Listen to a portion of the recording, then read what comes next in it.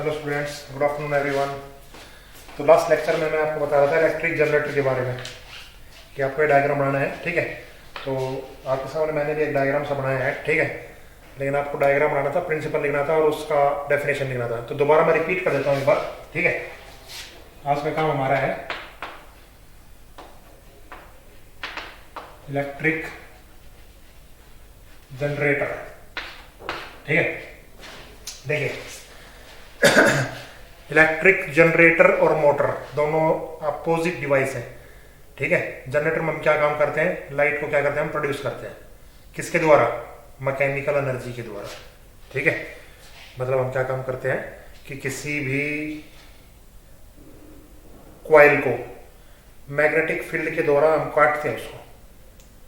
क्योंकि electromagnetic induction में हमने क्या पढ़ा था कि कोई मैग्नेट अगर किसी कॉइल के पास आता है, ठीक है, तो उस कॉइल के अंदर क्या आता है, करंट आ जाता है। वही चीज हम यहाँ पे करते हैं, जिसके कारण हम जनरेटर को बना पाते हैं। ठीक है, तो इसका डिस्क्रिप्शन बता रहा था मुझे आपका। सबसे पहला काम हम बताते हैं इसमें mechanical energy to electrical energy. लिखना नहीं है, ऐसा करिएगा, ऐसा लिखो। बुक में आपको बिल्कुल अच्छी तरह से लिखा हुआ मिलेगा, आप इसको समझ लिया क्या है।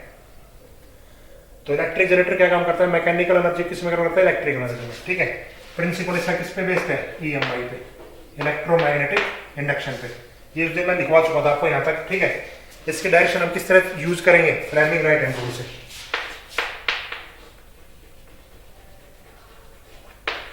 फ्लेमिंग राइट हैंड रूल से। ठीक है, वो बताएंगे अभी क्या होता है, इसमें लगाएंगे जब।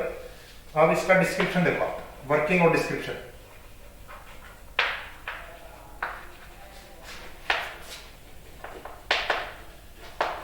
Working and description. देखो, सबसे पहली बात, इसमें चार चीजें होती हैं। स्ट्रॉन्ग मैग्नेट्स, पहला स्ट्रॉन्ग मैग्नेट फील्ड्स, कुछ भी लिखो, स्ट्रॉन्ग फील्ड्स। ठीक है, दूसरा आर्मेचर कॉइल, तीसरा स्लिप रिंग्स, और चौथा कार्बन ब्रश।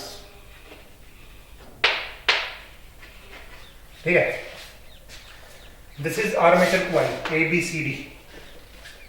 ये ABCD जो है, ये एक आर्मेचर कॉइल है, ये मैग्नेटिक फील्ड है। इस तरह ये डायग्राम आपको मेरे वाला नहीं बनाना, क्योंकि मैंने तो गंदा करना है ये डायग्राम समझाने के लिए आपको। ठीक है, ये मैग्नेटिक फील्ड लाइंस है, नॉर्थ से साउथ की तरफ चल रही है, बाहर से इस तरह। ठीक है, इसके अंदर एक कॉइल रखी हुई है, ये आर्मेचर कॉइल रखी हुई है। आर्मेचर का मतलब तो घूमने वाली। ठीक है, अब जैसे ही ये कॉइल घूमेगी, खुद सोच देखो आप, जैसे ही ये कॉइल, देखो ये कुछ इस तरह की है,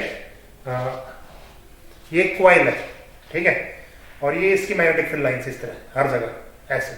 अब जैसे ये कॉइल घूमेगी ऐसे, ठीक है, तो इस मैग्नेटिक फील्ड लाइंस को क्या करेगी, कट करेगी।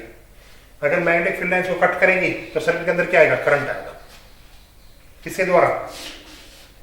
फैराडे एक्सपेरिमेंट के द्वारा, जो हमने देखा था। ठीक है, कि कोई भी कॉइल, कोई मैग्नेट जब इस कॉइल को कट करती है, इसके अंदर मैग्नेटिक फील्ड लाइन चलती है, तो इसके अंदर क्या आता है, करंट आ जाता है। ठीक है, वो करंट की डायरेक्शन चेक करने के लिए हम किस रूल का यूज करते हैं, फ्लेमिंग राइट हैंड रूल का। अब वो रूल देखो यहाँ पे क्या है, देखो, फ्लेमिंग राइट हैंड रूल। अपने हैंड को ऐसे कीजिए आप, राइट हैंड को करना है। ठीक है, तीनों उंगलियों को कैसे रखेंगे आप, म्यूचुअली परपेंडिकुलर। तो सबसे पहला जो पॉइंट है वो किसकी तरफ देखेंगे आप, मैग्नेटिक फील्ड की तरफ। तो मैग्नेटिक फील्ड किस तरफ है, इस तरफ। ठीक है, अब आप इसको घुमा रहे हैं, घुमाने का मतलब आप इसको ऊपर लिया है, ऐसे देखो, ये ऐसी थी कॉइल, आप इसको ऐसे लिया है। ठीक है, तो मैग्नेटिक फील्ड कैसी है, अंदर की तरफ, ऐसी है ना भाई, ऐसी जा रही है। इसको देखो, ऐसी तो मैग्नेटिक फील्ड थी, अब इसको आप ऊपर लिया है। ठीक है, फोर्स किस तरफ लगा, इसका मतलब घुमाने वाला फोर्स किस तरफ लगा, इस तरफ। तो इसके अंदर करंट कैसा आया, ऊपर की तरफ। तो इसका मतलब इसके अंदर जो करंट रहेगा वो कैसा रहेगा, ऊपर। ये बात समझ में आई आपको? कोई बात नहीं। दूसरा देखो,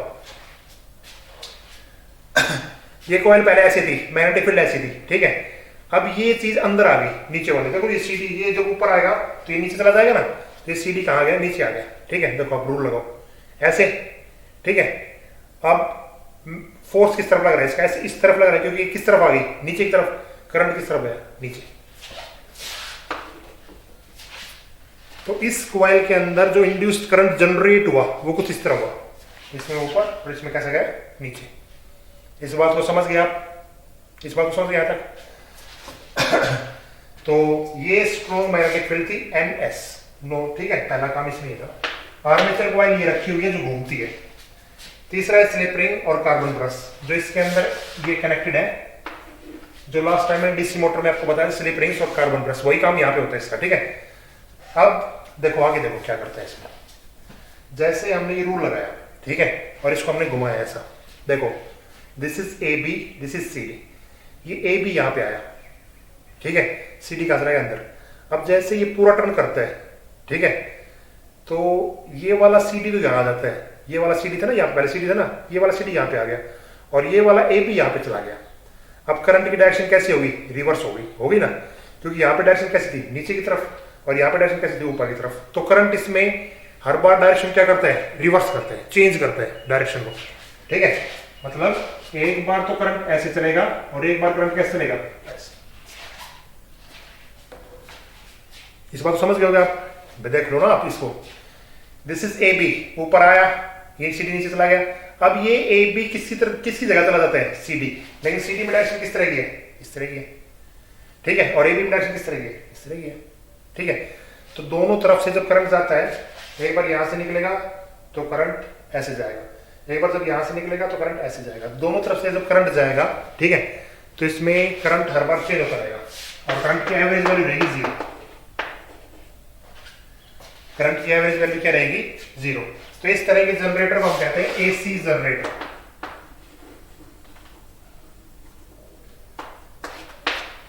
इस तरह के जनरेटर को हम क्या कहेंगे? AC generator. मतलब इसमें डायरेक्शन हर बार क्या हो रही है? चेंज हो रही है। और यही हमने लास्ट लेक्चर में पढ़ा था AC और DC में। AC में क्या होता है? करंट टाइम के साथ चेंज होता है और DC में क्या नहीं होता? करंट टाइम के साथ चेंज नहीं होता, ठीक है। तो इसमें करंट हर बार चेंज हो रहा है, एक बार इस तरफ जा रहा है और एक बार इस तरफ जा रहा है, समझ गए ना, ठीक है। और इसका एवरेज करंट कितना है? 0, ठीक है। ये चाहे लिखो चाहे मत लिखो, कोई दिक्कत नहीं है, लेकिन ये चेंज हो रहा है तो इसका मतलब देखो, ये चेंज होने का कारण क्या है वो बताता हूं आपको। देखो इसका मतलब ये नहीं है कि इलेक्ट्रॉन यहां से चल के यहां पे ऐसे आए और इलेक्ट्रॉन यहां पे चल के ऐसे यहां पे आए, ठीक है। उस कॉइल के अंदर जब घूमे तो एक इलेक्ट्रॉन ने इसको पुश कर दिया, ठीक है। तो ये किसके कारण आते हैं? ऑक्सीलेशन के कारण आते हैं, फ्रीक्वेंसी के कारण। ये बुक में नहीं मिलेगा आपको, लेकिन फिर मैं आपको बता देता हूं कि ये जो चीज होती है ऑक्सीलेशन के कारण आती है, पल्स के कारण आती है, ठीक है। आप पुश करें। अब मैं आपको एग्जांपल देता हूं, जैसे एग्जांपल है साइकिल का एग्जांपल आप ले लो, ठीक है। आप साइकिल पे आप पेडल मार रहे हैं, देखो साइकिल पे 2 पेडल होते हैं इस तरह के, ठीक है। ये दोनों पेडल पे आपने पैर रखे हैं, एक पेडल को आपने चलाया ऐसा, फिर आपने खींच लिया ऐसा, फिर चलाया ऐसा, फिर खींच लिया ऐसा, चलाया खींच लिया, चलाया ऐसा। क्या साइकिल चलेगी? तो आपके दिमाग में ऐसा जा रहा होगा भाई, जब पहले चलाया और फिर खींचा, चलाया फिर खींचा, तो साइकिल नहीं चलेगी। साइकिल चलेगी, ये चलाया फिर आपने वापस यहाँ पे लिया है तो साइकिल कुछ आगे बढ़ गई, ये चलाया फिर आप वापस यहाँ पे ले, साइकिल फिर आगे बढ़ गई कुछ, ठीक है। वही चीज यहाँ पे होती है, पहले आगे किया फिर उसके बाद पीछे किया, पहले आगे किया फिर पीछे किया। इसका मतलब क्या है कि करंट का पल्स वो चल रहा है, ठीक है। करंट जरूर फ्लो कर रही है इसके अंदर, समझ गई इस बात को, ठीक है। ये बहुत डीप थ्योरी है थोड़ी सी, ये 12th में आती है, लेकिन आपको यहाँ पे थोड़ा सा चीज याद रखनी है। क्या क्या? सबसे पहले तो हमने फ्लेमिंग राइट हैंड रूल देखा, ठीक है, इसमें करंट किस तरह फ्लो कर रही है। उसके बाद हमने यहाँ पे 2 स्लिप रिंग्स लगाई जिसके थ्रू करंट दोनों बार अपनी डायरेक्शन क्या कर रहा है? चेंज कर रहा है। पहली बार एक स्लिप रिंग से, दूसरी बार दूसरी स्लिप रिंग से। इसके बाद हमने इसके साथ कार्बन ब्रश को अटैच कर दिया जिसके कारण उसका करंट का फ्लो नीचे लगा है। ये नीचे हमने एक रेजिस्टेंस लगा दिया। रेजिस्टेंस का मतलब हमने यहाँ पे कोई भी लोड लगा रखा है, पंखा लगा रखा है तो पंखा चलेगा, बल्ब लगा रखा है तो बल्ब चलेगा, टीवी लगा रखा है तो टीवी चलेगा, कुछ भी जो चीज लगा रखी होगी वो सारी चीज चलेंगी यहाँ पे, ठीक है। तो ये 4 चीजें समझ में आ गई क्या क्या थी और इसकी वर्किंग समझ में आ गई। बस यही इसकी वर्किंग है, जैसे डीसी मोटर लिखी थी ना, सेम टू सेम वही काम करना है आपको बुक से देख के, ठीक है। अच्छा, इसके बाद एक छोटी चीज होती है, क्या हम डीसी जनरेटर भी बना सकते हैं? तो यस, हम डीसी जनरेटर भी बना सकते हैं, ठीक है। ये तो एसी जनरेटर डायग्राम था। डीसी जनरेटर में सिर्फ और सिर्फ हमें क्या चीज चेंजमेंट करनी है? एक ही चेंजमेंट करनी है। क्या? ये जो स्लिप रिंग्स लगाई थी हमने 2, उसमें हम किसका यूज करेंगे? स्प्लिट रिंग्स का। उसमें हम किसका यूज करेंगे? स्प्लिट रिंग्स का। ठीक है, क्यों? क्योंकि स्लिप रिंग्स में दो डायरेक्शन में करंट चल रहा है, एक बार इस स्लिप रिंग्स के अकॉर्डिंग चलेगा ऐसा, एक बार इसके अकॉर्डिंग चलेगा ऐसा। जब हम एक ही रिंग लगा देंगे 2 TV पूरी, मतलब कंप्लीट एक ही रिंग लगा देंगे आधी आधी, तो जब ये डीसी मोटर में हमने देखा था ये दोनों आपस में अटैच रहती है। जब ये वाला पार्ट नीचे जाएगा तो ये इससे अटैच हो जाएंगी, जब ये वाला पार्ट ऊपर आएगा तो इससे अटैच हो जाती है। ठीक है, इसका मतलब क्या है, इस रिंग से करंट चेंज नहीं होता है, करंट की डायरेक्शन एक ही बनी रहती है। डायग्राम सेम टू सेम वही है। डायग्राम में चेंजमेंट क्या है, ये यहाँ पे दो स्लिप रिंग्स लगा रखी है, वहां पे कैसी रिंग लगा रखी है, स्प्लिट रिंग्स, और पूरी अरेंजमेंट सेम टू सेम है। ये बात समझ में आई आपको? ठीक है, तो आपको एसी जनरेटर और डीसी जनरेटर का डायग्राम करना है, उसका प्रिंसिपल लिखना है, प्रिंसिपल दोनों सेम पे काम करते हैं, और उनका करना है।